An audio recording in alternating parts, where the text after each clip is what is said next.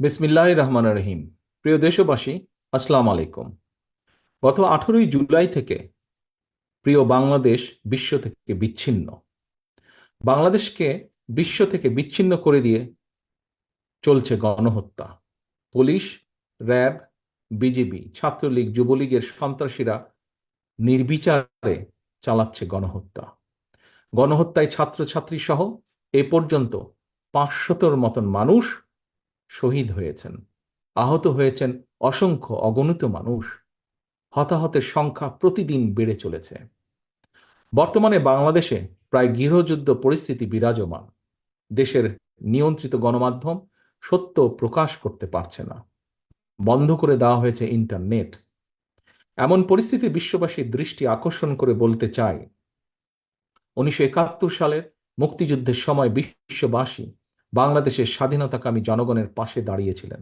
বর্তমানেও বাংলাদেশের চলমান গণহত্যা বন্ধে নিরস্ত্র জনগণের পাশে দাঁড়ানোর জন্য বিশ্ব বিবেকের কাছে জানাই উদাত্ত আহ্বান।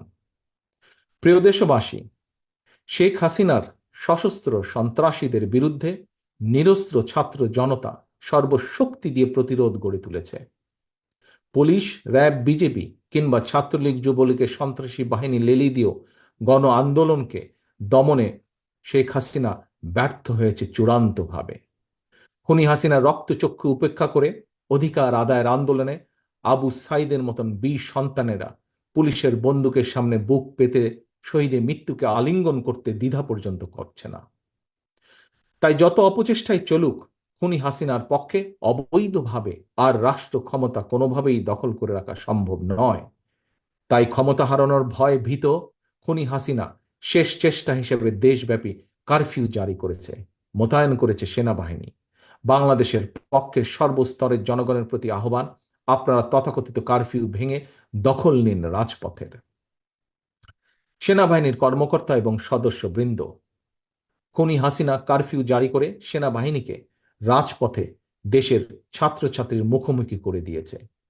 সেনা কর্মকর্তা এবং সেনা সদস্যদের দৃষ্টি আকর্ষণ করে বলতে চাই, খোঁজ নিয়ে দেখুন এই ছাত্রছাত্রীরা আপনার কিংবা আপনার কোনো একজন সহকর্মী, ভাই, বোন, সন্তান কিংবা স্বজন। তাহলে কাদের মোকাবেলা করতে বন্দুক হাতে আপনারা রাজপথে নেমেছেন? মনে রাখবেন, দেশের সার্বভৌমত্ব হুমকির মুখে পড়লে আজকের এই ছাত্রছাত্রীরাই আপনাদের সহায়তায় জীবন বাজি রাখবে। সেনা পরিবারের একজন সদস্য হিসাবে, একজন বীর মুক্তিযোদ্ধার সন্তান হিসাবে আমি আপনাদের উদ্দেশ্যে আরো বলতে চাই, দেশের গণতন্ত্রপ্রিয় জনগণ সেনাবাহিনীর কথা বলার সময় দেশপ্রেমিক শব্দটি ব্যবহার করে। সেনাবাহিনী যদি দেশপ্রেমিক হয়, তাহলে কি নিজের দেশের জনগণের বুকে কি গুলি চালাতে পারে? তাই সময় এসেছে আপনাদের সিদ্ধান্ত নেবার, সেনাবাহিনী কি দেশ এবং জনগণের পক্ষে থাকবেন, নাকি তাবেদারি শাসনের অধীনে নিজেদের মর্যাদাকে ভুলুণ্ঠিত করবেন। আমি আপনাদেরকে আরো একটি বিষয় স্মরণ করিয়ে দিতে চাই, সেনাবাহিনীর প্রিয় সদস্যবৃন্দ। 2009 সালে বিডিআর পিলখানায় আপনাদের সাহসী সহকর্মী সেনা কর্মকর্তাদের যখন নির্মম নিষ্ঠুরভাবে হত্যা করা হচ্ছিল, আপনাদের সহকর্মীদের পরিবারের সদস্যদেরকে যখন অপমান অপদস্থিত করা হচ্ছিল, সেই সময় সহকর্মীদের রক্ষায় আপনারা কি কোনো ভূমিকা রাখতে পেরেছিলেন? প্রশ্ন করুন নিজেকে, কেন সেদিন পারেননি?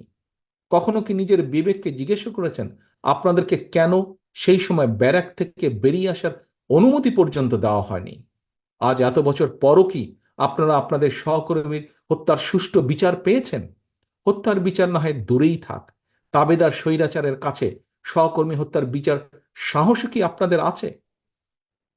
সেনাবাহিনীর সদস্যবৃন্দ, নিজের বিবেককে জিজ্ঞাসা করুন, কেন আপনারা সেই সাহস আজ হারিয়ে ফেলেছেন?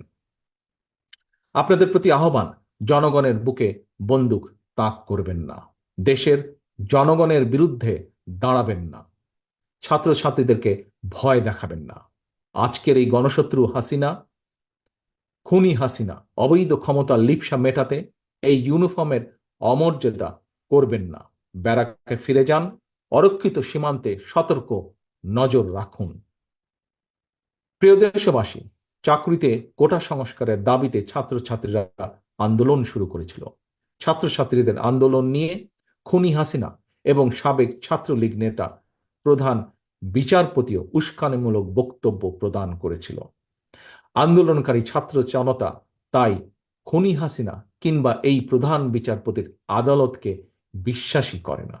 সুতরাং খুনি হাসিনাকে রক্ষার জন্য আদালত কি রায় এই নিয়ে জনগণের মোটেও মাথা ব্যথা নেই। মৃত্যু ভয় উপেক্ষা করেও রাজপথের মরণপণ আন্দোলন প্রমাণ করে দিয়েছে ছাত্র ছাত্রীদের চলমান এই আন্দোলন এখন আর স্রেফ কোটা সংস্কারের দাবির মধ্যেই সীমাবদ্ধ নেই। ছাত্রছাত্রী, অভিভাবক এবং দেশের আপামর জনগণ কোটা সংস্কারের পাশাপাশি চায় রাষ্ট্র সংস্কারও। প্রতিটি হত্যার চায় বিচার।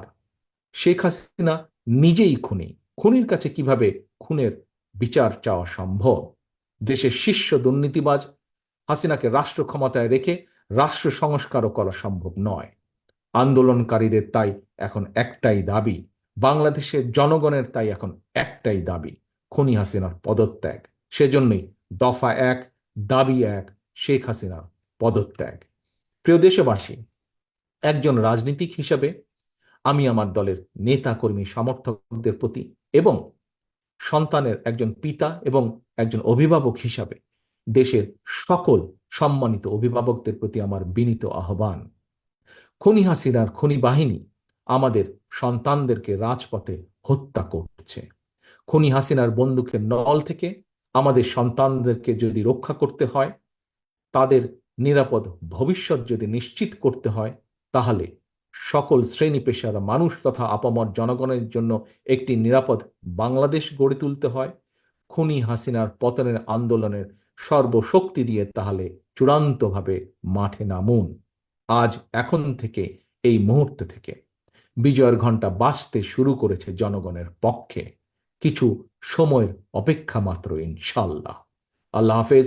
বাংলাদেশ জিন্দাবাদ। বাংলাদেশ জাতীয়তাবাদী দল জিন্দাবাদ।